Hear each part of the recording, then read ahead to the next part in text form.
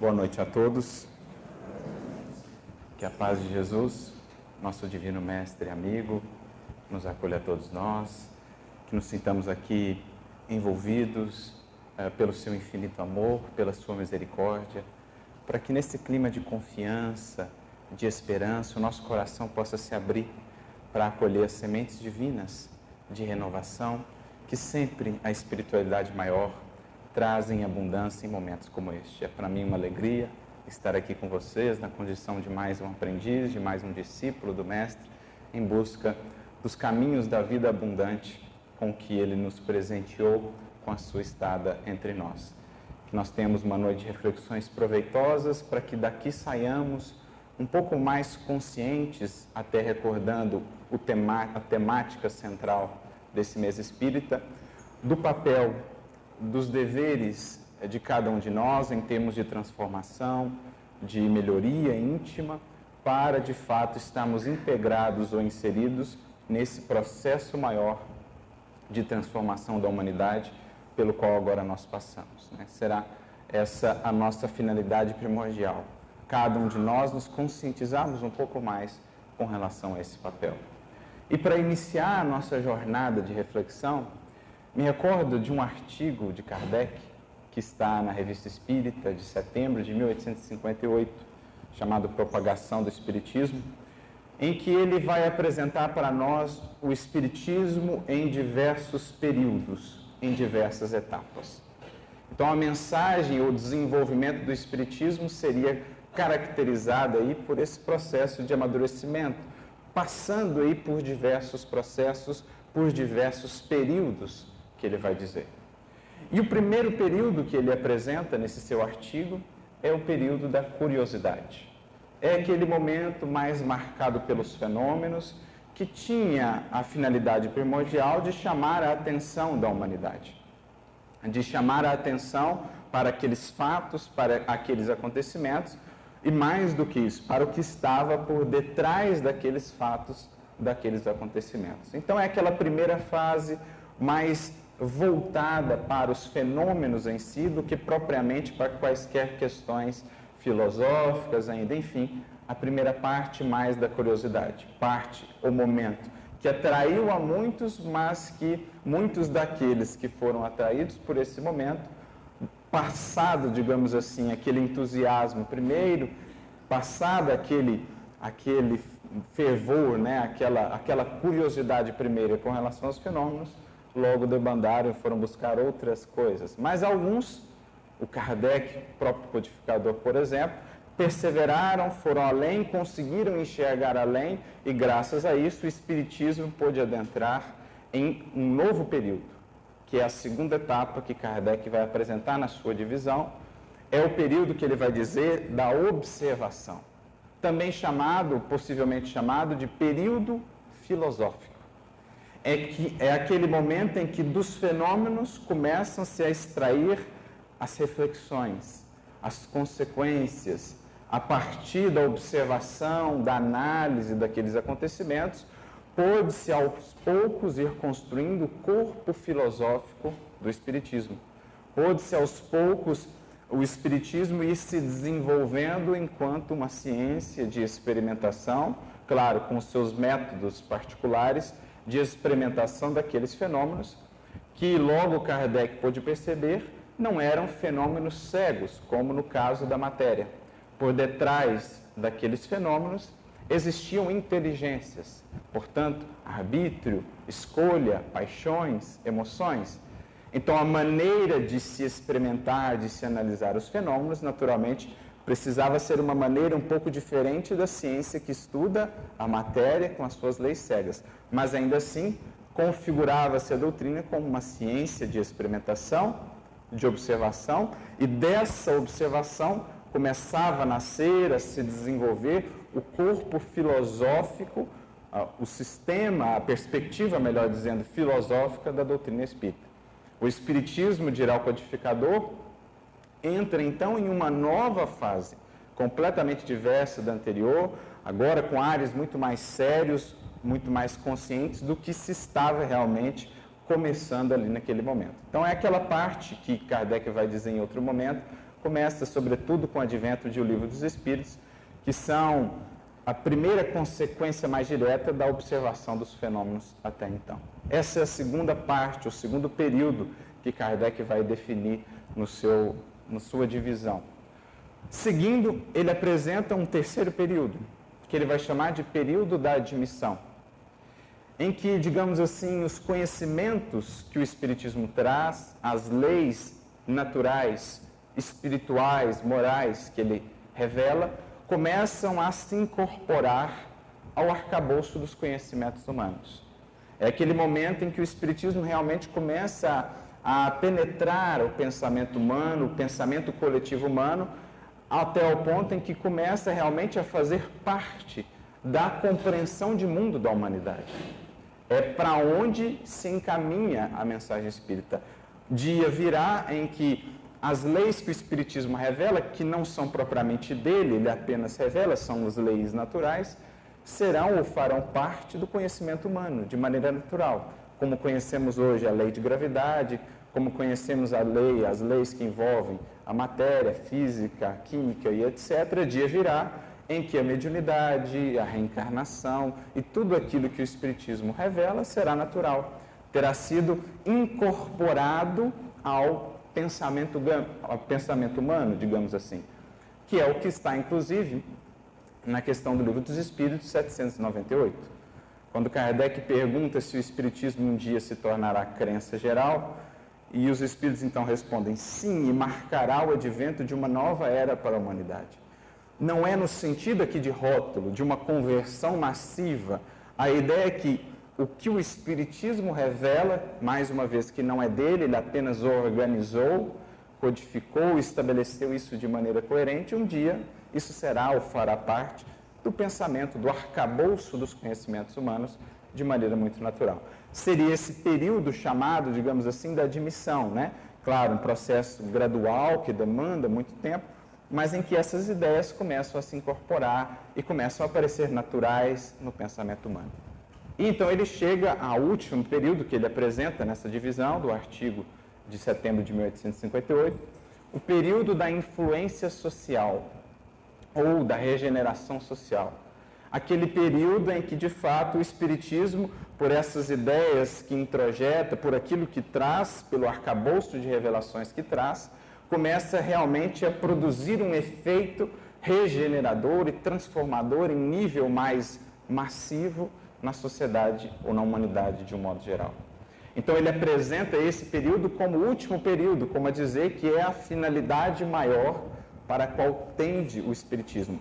Aqui ele veio contribuir, favorecer, impulsionar a regeneração social ou da humanidade. Então, muito interessante essa divisão de Kardec, que a gente consegue ter uma visão, um quadro panorâmico do próprio processo de desenvolvimento do Espiritismo.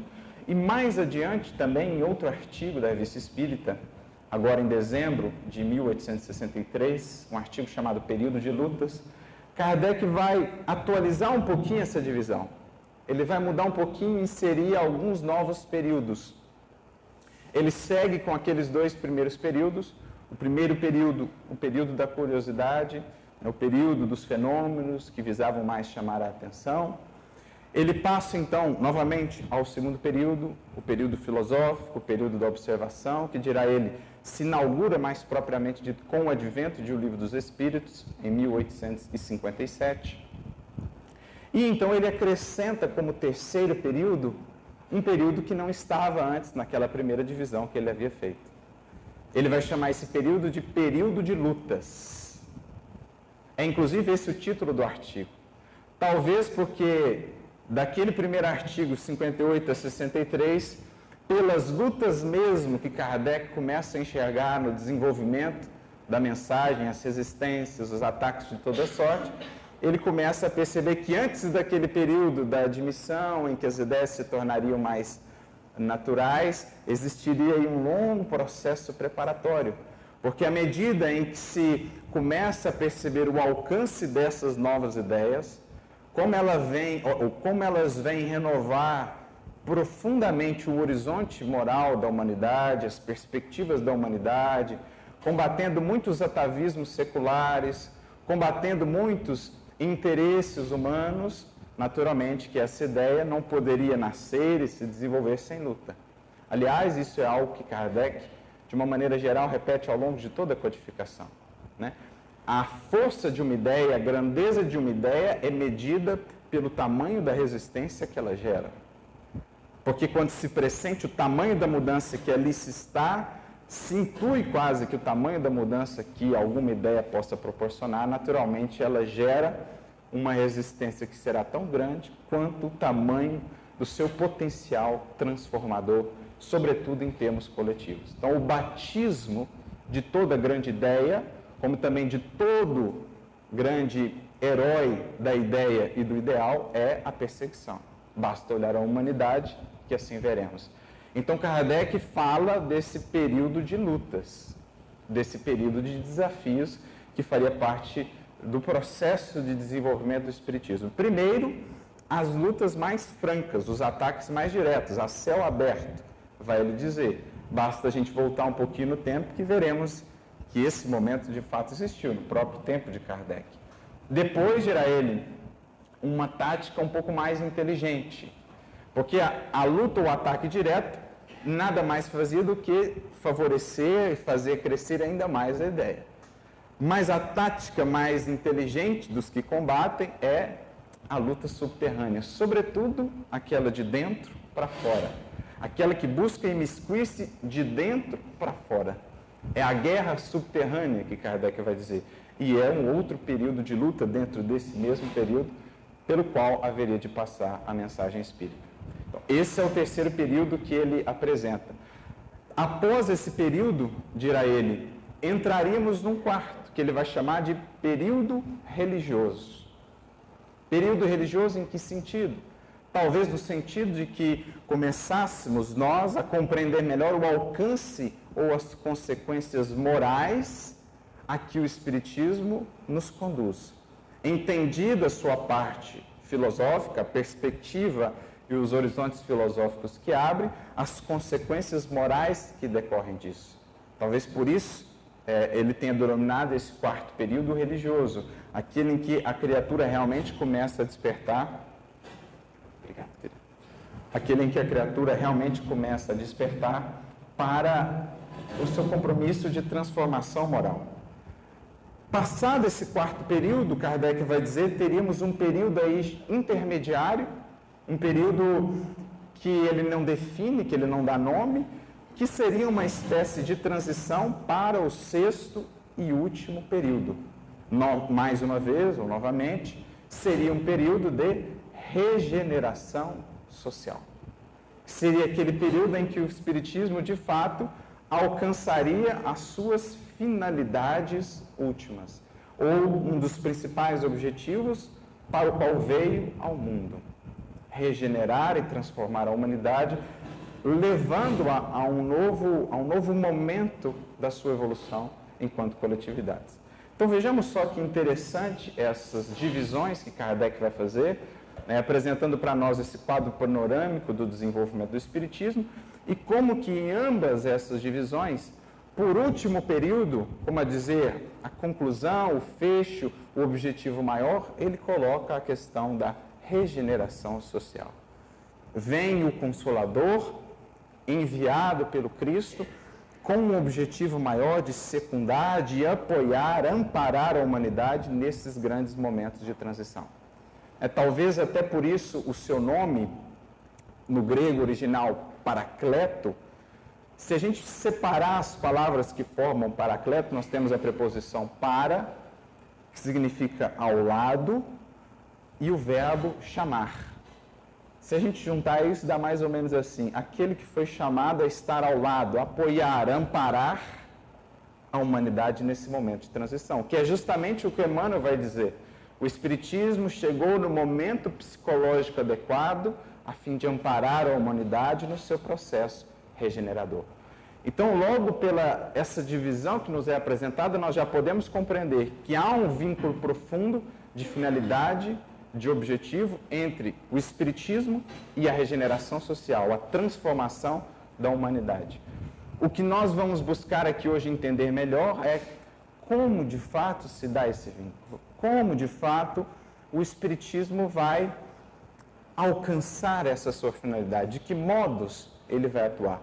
Por isso nós propusemos nessa noite uma reflexão baseada numa tríade, né? O que nós propomos como título, inclusive, Espiritismo, Evangelho e Regeneração.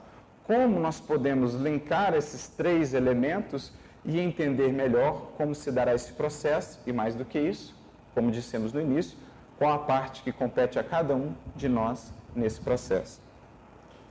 E, nesse sentido, recorremos mais uma vez ao codificador, agora num artigo muito interessante, muito belo, por sinal, que está na Revista Espírita, de outubro de 1866. O artigo se chama Os Tempos São Chegados, e ele foi incluído, inclusive, no livro A Gênese. É o mesmo artigo que depois estará no livro A Gênese, falando sobre esses momentos de renovação da humanidade. E ali Kardec vem descrevendo o processo, vem falando do processo, como que a humanidade por si só, como num processo de gestação, por si só os seres humanos já começam a perceber a necessidade de uma mudança. É como se um modelo já tivesse sido esgotado. Essa discrepância entre o progresso intelectual, científico e tecnológico e o progresso moral já chegou num certo limite e a própria humanidade já começa a despertar para a necessidade de fazer também esse progresso moral, né? De aproximar ou melhor, diminuir essa distância que se abriu entre o avanço no campo da intelectualidade com o avanço no campo da moralidade. Fala ele, inclusive, da impotência que tem o progresso intelectual exclusivamente de fazer as mudanças necessárias na construção desse amanhã ou dessa nova humanidade.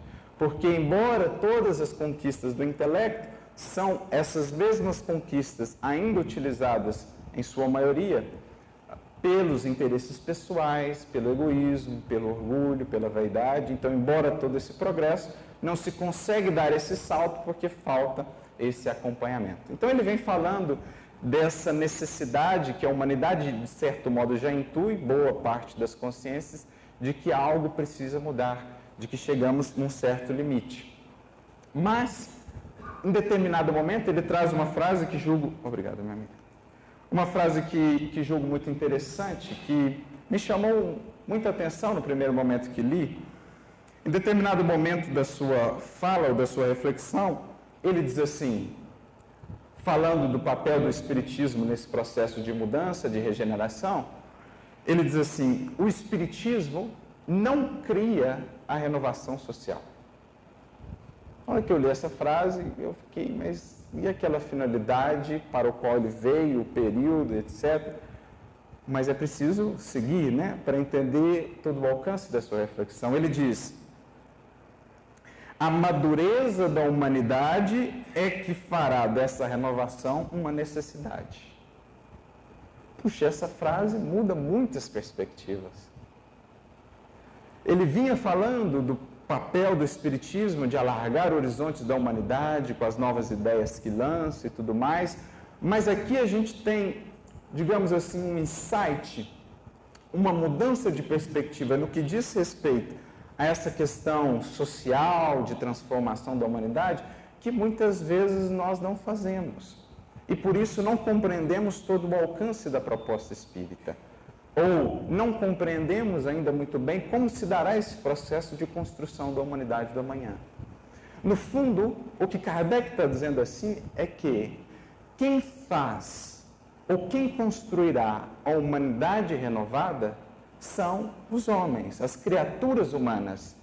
E que o papel do Espiritismo maior, na verdade, nesse processo é transformar os seres humanos ou construir os seres humanos que construirão o amanhã. Essa perspectiva muda tudo.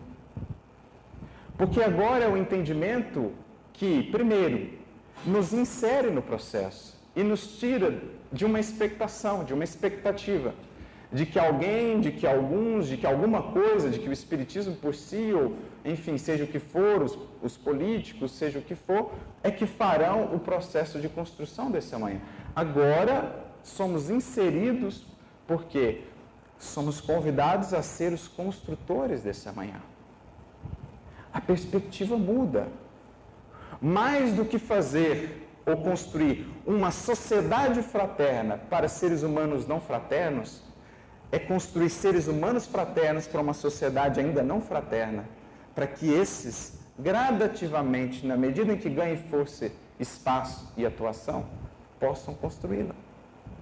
Mais do que construir uma sociedade justa, seja como for, por meio de leis ou do que for, para seres humanos ainda não justos, ainda não harmonizados com a consciência e com o dever, a proposta é construir seres humanos justos, conscientes do dever, para que eles, pelo seu trabalho, pela sua ação, possam então construir essa sociedade do amanhã. Então é nesse sentido que ele está dizendo que ele não cria o Espiritismo, a renovação social. Ele cria, ele gera, ele tem por finalidade produzir seres humanos regenerados, homens e mulheres de bem, que esses sim serão os construtores do amanhã. Como ele vai analisar também num artigo, num discurso muito interessante seu, que está no livro Viagem Espírita, no discurso de número 3 aos espíritas de Bordeaux e Lyon, ele fala também sobre esse processo de transformação, de construção, de regeneração. Em determinado momento, ele vai falar justamente isso. Mais do que fazer as coisas para os homens, é preciso fazer os homens para a coisa. Olha como muda a perspectiva. Mais do que fazer a sociedade justa para os homens, é fazer homens justos para essa sociedade, para que, pelo seu trabalho, ela possa se edificar. Essa é a visão, ou essa é a principal atuação do Espiritismo na construção desse amanhã. O despertar da criatura humana para os papéis, para o trabalho que lhe compete, na construção de si mesma e, por conseguinte, no efeito em escala, a construção de um mundo melhor, de uma humanidade melhor. Então ele inverte a maneira pela qual essa questão social até então vinha sendo tratada e ainda hoje. Quando em geral a gente quer mudar as coisas de cima para baixo, do teto para o fundamento. Mas as obras, as mudanças não se sustentam por quê? Justamente não apoiadas na coletividade, não apoiadas na base. Ele inverte a maneira de tratar a questão social. É preciso começar da base. Algo que ele vai tratar também, ou que ele vai explicar de maneira muito didática e muito bela, num texto seu, que está lá no livro Obras Póstumas, a última parte do livro Obras Póstumas, na segunda parte, no capítulo 38, o último texto. Tem um texto lá inacabado de Kardec, que pena, mas o que ele deixou já é fantástico. O texto se chama Credo Espírita, e nós temos acesso apenas ao preâmbulo do que ele escreveu. E no fundo ele vai nos levar à seguinte reflexão, que as chagas sociais, que nos parece óbvio quase, nada mais são do que as chagas humanas amplificadas. E que enquanto não forem essas tratadas, as outras persistirão. Embora mudemos as leis, embora mudemos as instituições, os sistemas políticos e sociais, sejam eles quais for, sem o tratamento da raiz do problema, ele persistirá. Então ele começa dizendo assim: os males da humanidade provêm da imperfeição dos homens. Pelos seus vícios é que eles se prejudicam uns aos outros. Enquanto forem viciosos, serão infelizes, porque a luta dos interesses gerará constantes misérias. Veja que pensamento límpido, né? Que olhar renovado. Não adianta, isso nós temos tentado secularmente, fazer a mudança do topo da cadeia para baixo. É preciso olhar, e esse é o grande olhar que o Espiritismo vai recuperar, para o indivíduo na tarefa da sua educação, do seu despertar para a consciência, para os deveres fundamentais. Sem dúvida, boas leis contribuem para melhorar o estado social, mas são impotentes para tornar venturosa a humanidade. porque mais não fazem do que comprimir as paixões ruins sem as eliminar. Em segundo lugar, porque são mais repressivas do que moralizadoras. E só reprimem os mais salientes atos maus sem lhes destruir as causas. Aliás, a bondade das leis guarda a relação com a bondade dos homens. Enquanto estes se conservarem dominados pelo orgulho e pelo egoísmo, farão leis em benefício de suas ambições pessoais. A lei civil apenas modifica a superfície. Somente a lei moral pode penetrar o foro íntimo da consciência e renová-lo. Então, a grande questão é adentrar no reino interior da criatura e resgatá-la ou despertá-la para a premência e a importância da sua transformação. Essa é a grande força ou a grande contribuição, o poder moralizador do Espiritismo. Sim, pelas ideias que traz, pelos horizontes que abre, mas, acima de tudo, por esse despertar, por esse enfoque que dará à transformação do indivíduo, como finalidade mesma da mensagem espírita. A maior finalidade será a transformação do indivíduo. Reconhecido, pois, que o atrito oriundo do contato dos vícios é que faz infortunados os homens, o único remédio para os seus males está em se melhorarem moralmente. Uma vez que nas imperfeições se encontra a causa dos males, a felicidade aumentará na proporção em que as imperfeições diminuírem. Por melhor que seja uma instituição social, sendo maus os homens, eles a falsearão e lhe desfigurarão o espírito para explorarem em proveito próprio. Quando os homens forem bons, organizarão boas instituições, que serão duráveis, porque todos terão interesse em conservá-las. A questão social não tem, pois, por ponto de partida, a forma de tal ou qual instituição. Estado, leis, sejam quais forem, ela está toda no melhoramento moral dos indivíduos e, por conseguinte, das massas. Essa é a grande mudança de perspectiva. O Espiritismo, e é aqui que justamente entra o resgate do Evangelho, vai apresentar como finalidade maior da sua mensagem esse despertamento da criatura para o seu processo de autoeducação. Para a construção de uma reforma, de uma regeneração duradoura, ela deve começar pela base, trabalhando moralmente a criatura humana. Essa é a grande força que o Espiritismo traz. Algo que Leon Denis também vai tratar na sua obra Depois da Morte. Na última parte da sua obra, capítulo 55, ele trata novamente das questões sociais e no capítulo seguinte, 56, ele trata da lei moral. No 55 ele dirá: por que apesar de todas essas mudanças, estamos ainda aí às lutas com os mesmos males de sempre? Porque sistemas sucederam a sistemas, instituições sucederam a instituições, mas o ser humano, de um modo geral, ainda não despertou para a premência, para a importância da sua transformação. E é por isso que ele coloca logo após esse capítulo que trata das questões sociais, o capítulo que trata da lei moral.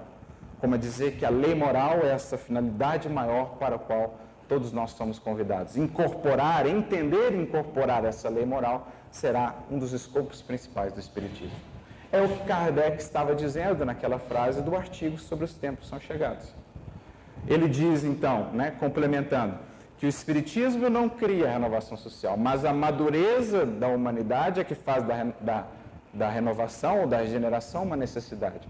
Então ele vem no sentido de secundar os que já despertaram para isso, de lhes fornecer elementos, de lhes fornecer novos cabedais, novas ferramentas para fazer isso, levar isso adiante, como vem também despertar os que ainda não despertaram para que possam adentrar nesse processo de autoiluminação.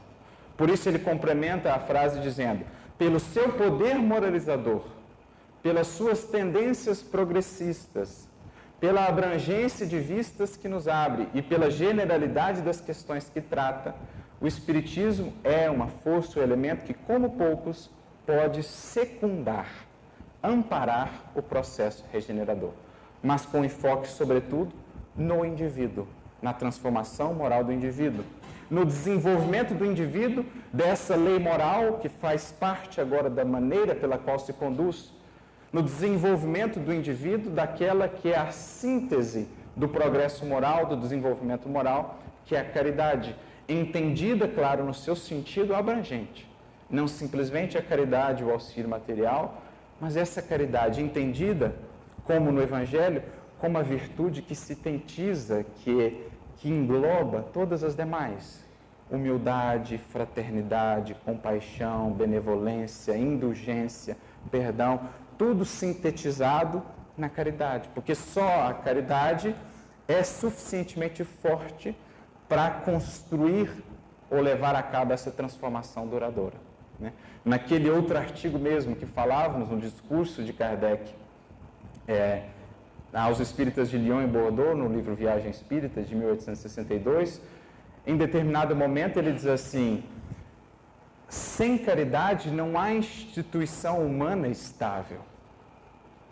E poderíamos extrapolar essa reflexão: não há transformação duradoura.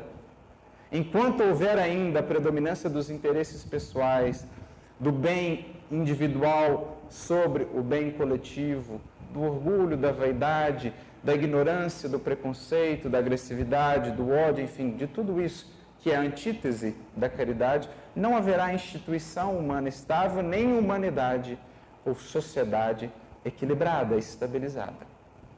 E ele acrescenta mais: se o Espiritismo é uma verdade, se tem de regenerar a sociedade, é porque tem por base a caridade. Olha que frase forte.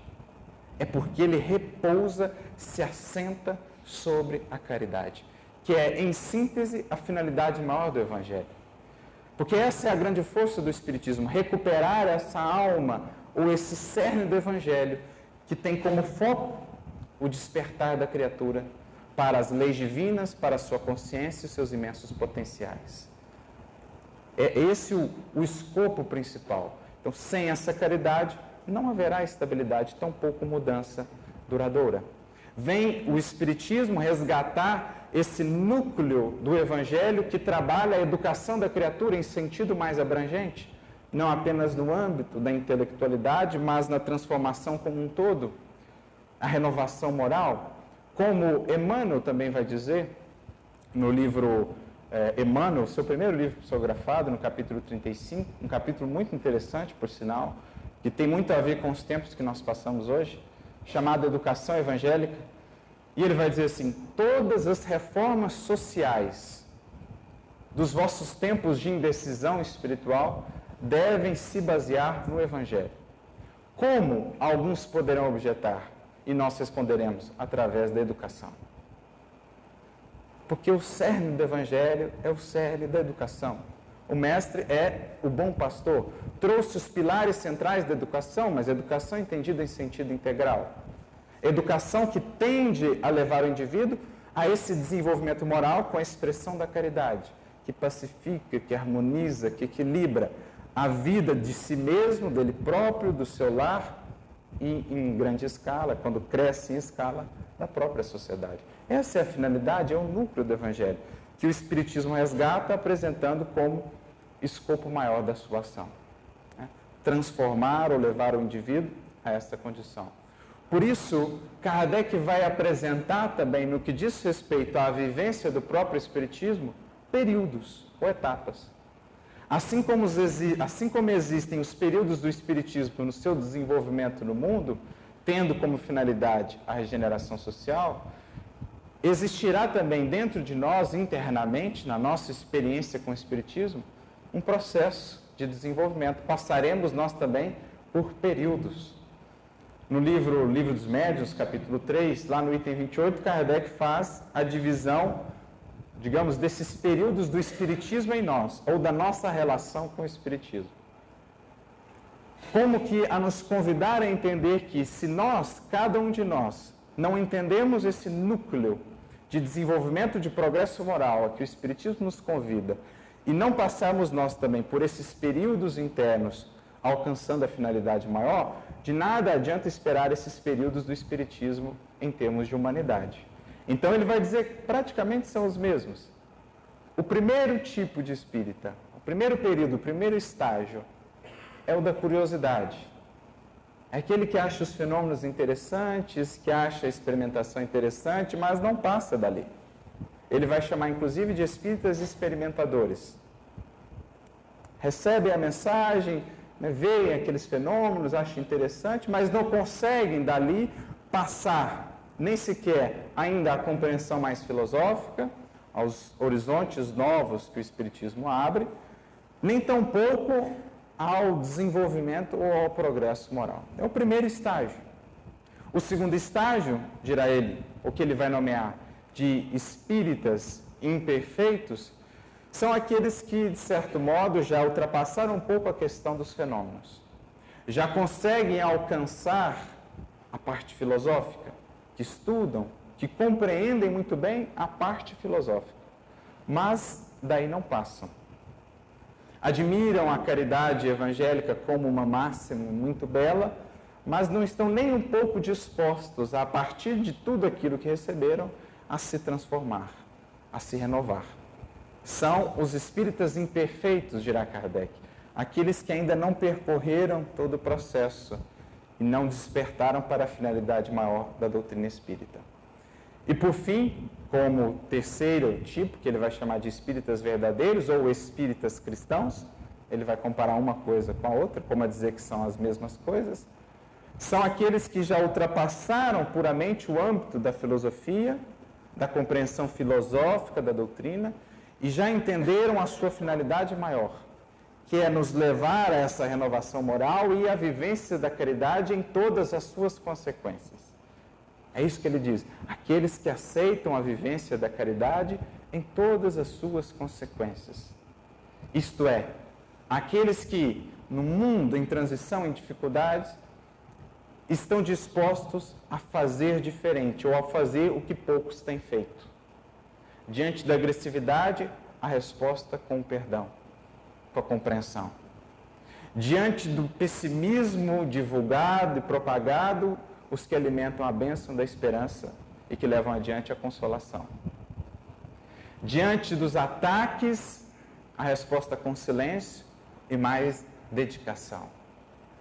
Onde outros não puderam amar, aqueles que se dispõem a amar.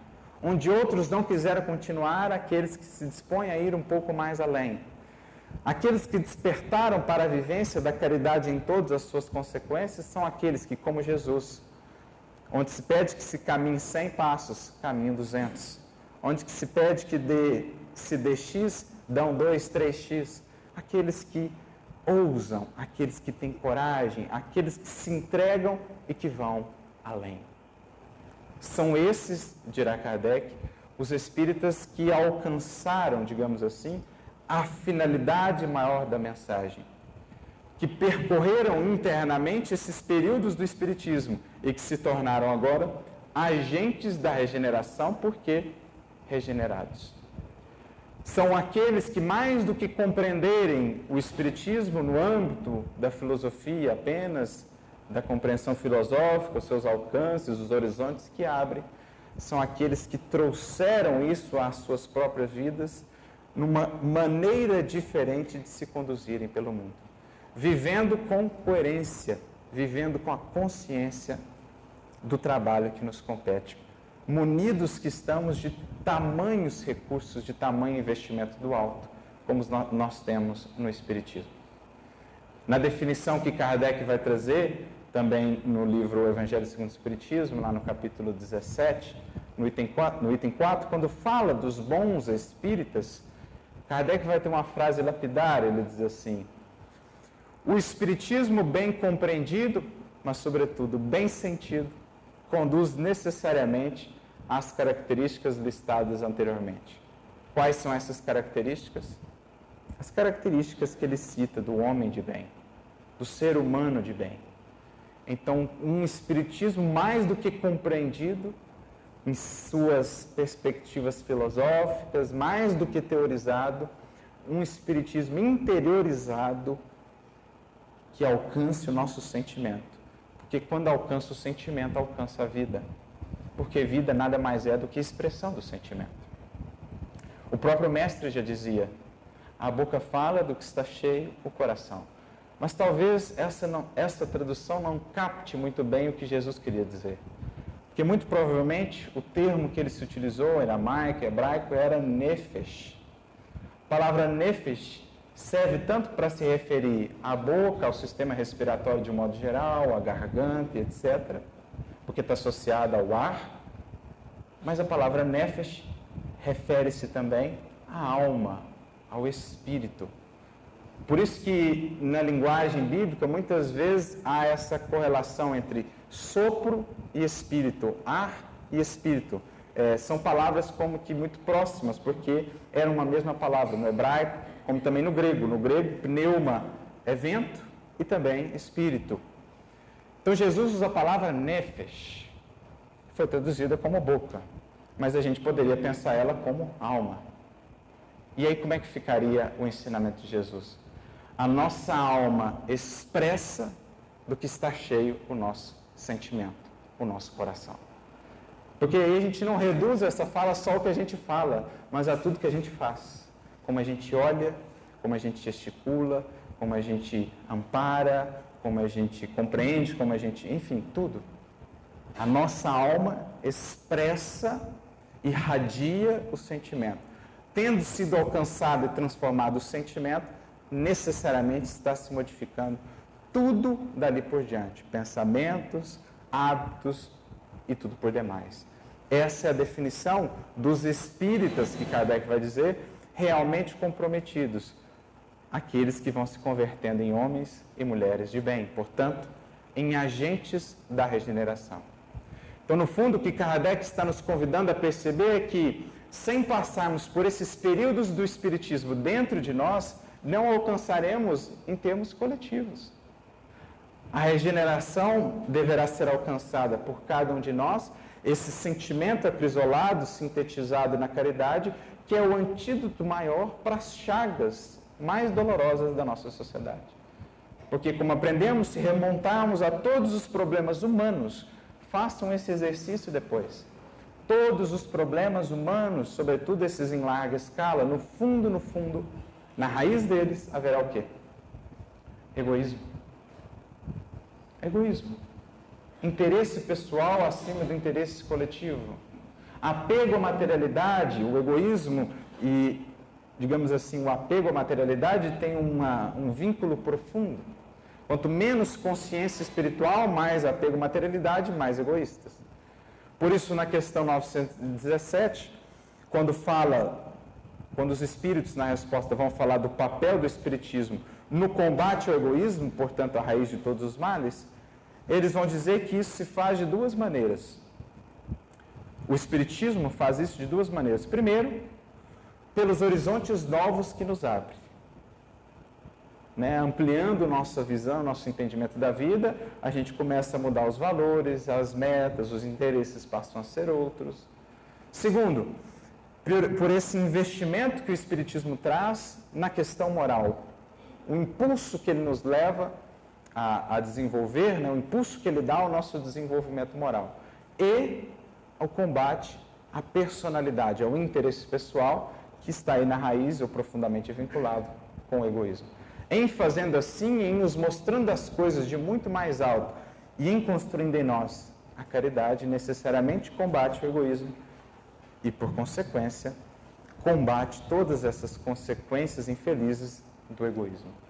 Então é preciso antes trilharmos esse caminho interiormente, passando por esses estágios do Espiritismo, alcançando a finalidade dele em nós, que é a nossa regeneração, para que nos convertamos em regeneradores do mundo. E é mais ou menos isso que Kardec vai dizer também no Livro dos Médiuns, mais uma vez, lá no capítulo 29, no item 350, Kardec vem falando das sociedades e dos grupos espíritas, e ele diz assim: se o Espiritismo, conforme foi anunciado, tem que determinar a transformação da humanidade, claro é que esse efeito só poderá produzir melhorando as massas, o que se verificará gradualmente, pouco a pouco, em consequência do aperfeiçoamento dos indivíduos. E aí ele vem então refletindo Que importa crer na existência dos espíritos se essa crença não nos torna melhores, não nos faz mais benignos, indulgentes para com os nossos semelhantes, mais humildes e mais pacientes? De que serve ao avarento ser espírita se continua avarento, ao orgulhoso se conservar-se sempre cheio de si, e ao invejoso se permanece dominado pela inveja? Assim, poderiam todos os homens acreditar nas manifestações dos espíritos e a humanidade ficar estacionada. Para a gente ver que não é só uma questão intelectual. O grande salto é um salto moral, porque a civilização do amanhã será assim caracterizada. Aliás, chegaremos, enfim, ao que de fato pode ser chamado de civilização. Na questão 793, que fala ou que trata da lei do progresso, os espíritos dirão: vos julgais muito adiantados, mas vos digo em verdade que ainda não podereis vos chamar civilizados, enquanto entre vós não reinar a caridade, a fraternidade, enquanto de entre vós não tiver sido expulso o orgulho e o egoísmo. Esse é o grande salto que nós somos convidados agora a dar para a verdadeira civilização do amanhã. Então, crer nas manifestações, entender que a vida continua, se isso não repercute, particularmente para cada um de nós, em mudanças significativas da maneira de nos conduzirmos, isso poderia, embora todo esse conhecimento, deixar a humanidade ainda estacionada, como a nós mesmos. Por isso ele acrescenta: tais, porém, não são os desígnios de Deus. Não são esses os desígnios de Deus quando permitiu a vinda do Consolador. Para o objetivo providencial, portanto, é que deve entender todas as sociedades espíritas sérias. Que objetivo? Progresso moral de todo o coração que aqui há dentro. O objetivo primordial de uma sociedade espírita, além do estudo, desse alargar dos horizontes, de abrir os horizontes morais da nossa consciência, será lançar no mundo, lá fora, indivíduos mais conscientes e mais moralizados, que serão lá, na vida cotidiana, os agentes transformadores. Aliás, era essa a visão que o apóstolo Paulo, por exemplo, tinha dos primeiros núcleos cristãos. Para ele, qual era a finalidade daqueles primeiros grupamentos que ele chamava de igreja, ou eclesias? Eram, em menor escala, de maneira figurada, um vislumbre da sociedade do amanhã, em que se formavam ali, ou eram construídos ali, os homens e mulheres construtores desse amanhã, tendo por referencial, por modelo, aquele que já é alguém desse amanhã, o Cristo. O Cristo como modelo dessa nova humanidade, que ele vai dizer, ele vai ter uma expressão sua, o segundo Adão. O primeiro Adão é aquele símbolo do ser humano rebelde contra as leis divinas, que volta as costas para o Criador. O segundo Adão é a representação, o Cristo, daquele ser humano entregue, comprometido, fiel às leis divinas. Passa ele, então, a ser o primeiro dessa nova criação. Por isso, Paulo chamava também de o primogênito. Nas linhas morais do Cristo somente, dirá Emmanuel, no livro Fonte Viva, capítulo 127, é que alcançaremos a humanidade real. Essa é a finalidade que aqui ele está dizendo. Toda sociedade séria terá como compromisso maior, mais do que simplesmente instruir ou informar, moldar corações transformados para transformar o mundo. A finalidade maior da casa espírita, da sociedade espírita, não é produzir novos espíritas no sentido do rótulo, mas sim homens e mulheres de bem.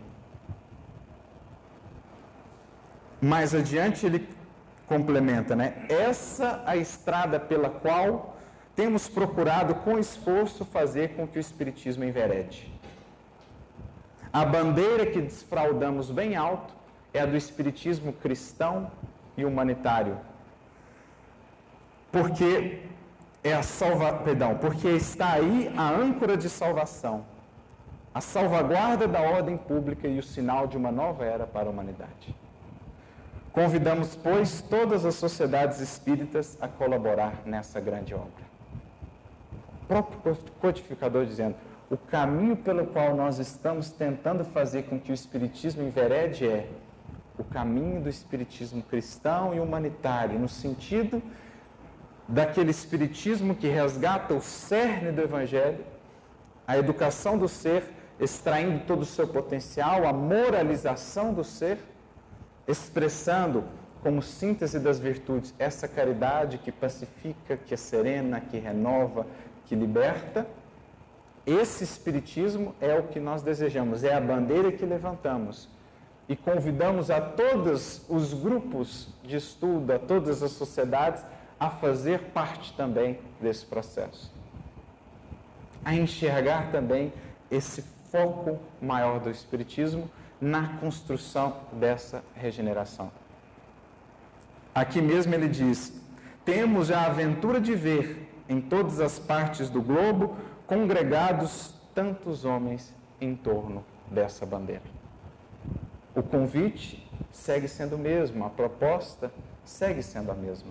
Entendendo agora esses períodos, esses momentos que estamos a viver, compreender qual o convite primordial que o Espiritismo vai fazer para nós, primeiro, para cada um de nós, individualmente, com a consciência de que esse não será um processo mágico, que esse será um processo que conta com o nosso esforço e que deverá partir aí dessa consciência que o Espiritismo nos traz, alargando os horizontes da vida, renovando os nossos objetivos maiores, as nossas metas, mas, sobretudo, buscando alcançar o nosso coração, libertando da chaga ou das chagas do orgulho, da vaidade e, sobretudo, do egoísmo, e ensinando-nos ou despertando, desenvolvendo em nós essa caridade que ama, que perdoa, que compreende, que pacifica, que dá em tudo e em todos a verdadeira estabilidade, a verdadeira liga de uma construção sólida. Só assim, ou somente sobre essas bases, a da caridade fundamentalmente, poderemos construir essa humanidade do porvir. É por isso que, dirá Kardec, é no Espiritismo, ou tem no Espiritismo, por alma, a caridade. E é ela mesma a finalidade maior, a fim de que sejamos verdadeiros espíritas, os espíritas que já adotam, que tomam a caridade em todas as suas consequências e que, regenerados, se tornam mais habilitados a contribuir para a regeneração. Recordemos, portanto, no que diz respeito a Espiritismo, Evangelho e regeneração, que o Espiritismo não cria propriamente a regeneração do mundo. Vem ele fazer, produzir homens e mulheres regenerados, homens e mulheres de bem, que serão esses sim os agentes da construção do amanhã, tendo em Cristo o seu referencial, tendo em Cristo o seu modelo de todos os momentos. Que o Mestre nos abençoe a todos e que atendamos a esse convite de Kardec, façamos das nossas comunidades espíritas essa mini-sociedade do amanhã, esse vislumbre do alvorecer de uma nova era para a humanidade. Muita luz e muita paz a todos.